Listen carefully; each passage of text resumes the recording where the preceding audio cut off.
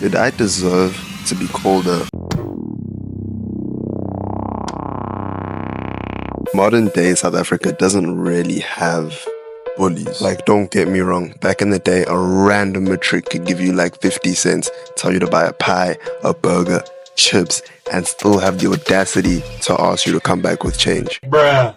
And if you didn't do that, you just get beat up. I mean, my brother and his friends would tell me stories of how they'd go to random grade A classes, tell the teacher that another teacher needs to speak to some kid, pick the weirdest kid, and then just beat them up. You see, now we've just got people that are constantly on your meat. You get a bad haircut, they're the first person to notice. You voice crack, they're the first person to notice. I had one of these in primary school. Less of a bully, more of a rival. You know, our classical Barcelona and Real Madrid. But he was a bit stronger than me and bigger than me. So more of a Merseyside derby, you know, him being Liverpool and me being Everton. But he was still my rival. He was this typical Afrikaans guy. I mean, he was in grade 3 and he was massive. He was the type of kid to get nutmegged and then take his ball and all teary-eyed tell us he's going home. I mean, he was the type of kid to play a game of marbles, lose the game of marbles, and then tell us it's his favorite marble, so he's not going to give it to us. So you can see why I did not like this kid. I mean, can you blame me for what I said? It was after school, and this was in the era of time where anybody would play any sport.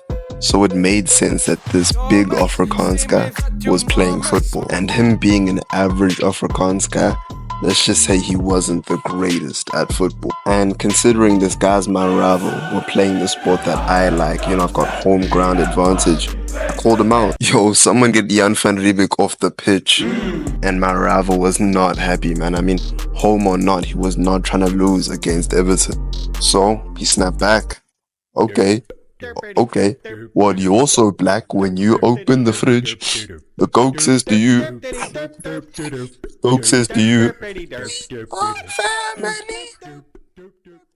even though you blacker than me."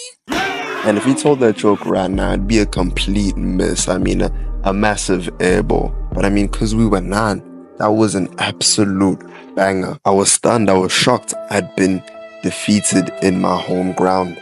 All of the kids were laughing at me. I had to get my payback somehow. I was not going to lose against Liverpool. So later on in the day, I told my brother about this whole exchange I had with my rival. And even he was surprised as to what he said. He told me what he said was racist. And then it immediately clicked in my head. I'm about to get this nigga in trouble. If I told the teacher of what this guy said to me, surely I was going to win this game, right? So the next day comes along and I'm excited as hell to tell the teacher what happened. I go to her classroom, I knock on the door and ask to speak with her outside. Ma'am, yesterday at soccer practice, Jan van Riebeeck told me that he told me that my family is Coke and I'm blacker than Coke. So then she replied with, "Oh, my boy, I'm sure he just meant that you and him are family, okay?" Bruh. And in my 9-year-old brain, I'm like, oh, that tracks, that makes sense. Silly me. I shouldn't have been so quick to assume he'd be racist. But looking back, are you good?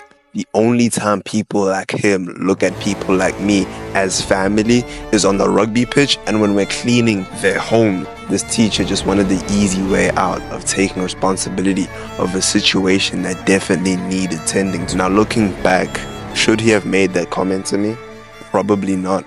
But I think the more important question would be, should I have taken everything that this guy said and did to me so personally? He was just a normal kid growing up in the circumstances that probably led him to have certain beliefs in his head. Does that make him a bad person?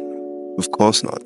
So why would I let the opinion of someone who really didn't matter to me at the time affect me? I shouldn't have.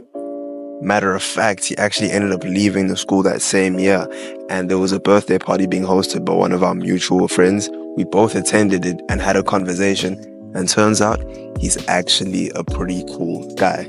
So no, I don't think either of us were bad kids. That's just primary school. So the lesson that you can take away from this story is not to be so quick to let people's words affect you, because at the end of the day, it's not that deep.